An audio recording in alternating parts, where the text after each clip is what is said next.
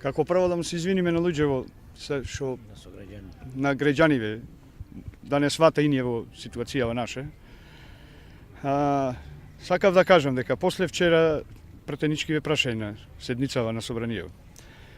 Имаше поставено претеничко прашање баш за проблемиве наши и одговор даде премиерот. Може слушавте сите.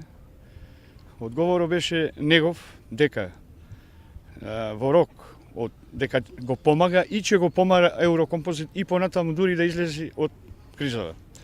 И дека во рок од еден месец, убаво слушнав, за еден месец, најмногу, да се имало два стратешки партнери, там Турчин и Србин, и ако во тој месец не се најди решение, дека владата ќе оддели 3 милиони евра, што ќе се реша проблемиве наши, со придонесите за останати плати.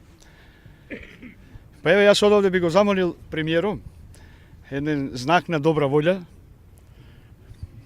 теко на идната недела, барем да оддели, не се работи за големи средства, 150 до 200.000 евра, да ни ја плати од премнината, да видиме дека стварно се залага и мисли на Еврокомпозит и вработените. Како што гледате, протестиве наши продолжува. Значи, максимално сериозно ни е сватена работата и решени сме малте не до крај, него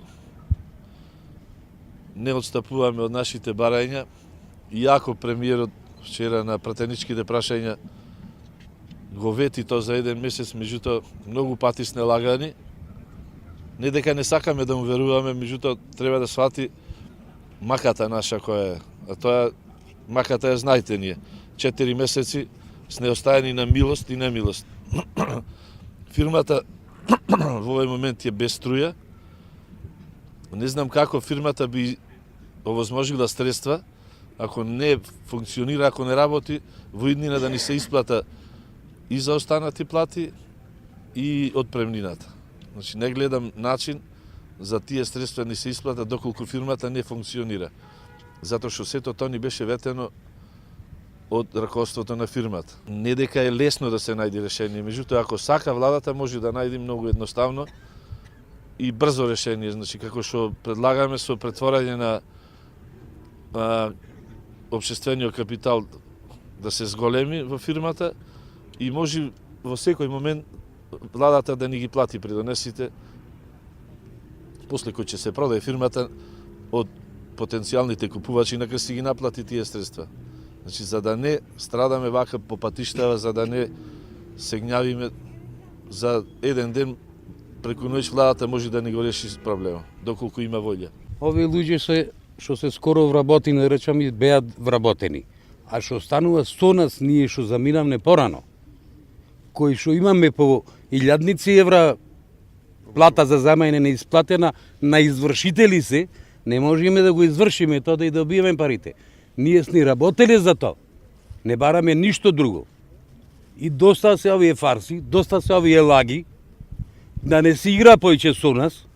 Ако мисла да работа, ако мисла да правиме држава, нека работа. А ако не, нека воведа некој друго управува и нон надвор. Ова вака поиќе не оди. Јас од кого да барам парите? Од извршитело? Од Еврокомпозит? Не можеме од Еврокомпозит, зашто сметката е стално покриена. А дошто композитна опрема не можам да ја тужам, зашто била башка фирма, а таа е сестринска фирма. И шо не лажа? 5 години сум на извршител. И не сум само јас. Има и пред мене и други, значи не се само овие 300 овдека, туку сне 1300. Работев години со овие колеги мои овде. Излегов технолошки вишок пред пензија, 16 месеци, и сега 5 години ми фала стаж, со 7500 денари пензија сум. Да го поздравам премиеро, оти работен стаж признат 27, 5 не признат, 32 години. И да го поздравам премиеро на лагите предизборни, што ги кажуваше, да види колкава пензија земам јас. Со 32 години работен стаж. 5 години непризнат, неплатен. 2013 година, како и овие другари, сите што се овде, неплатени плати, придонеси и ред други работи. да биде запознат и да превземе мерки премиеро. Оти втор пат ќе нема шанса да го гласаме.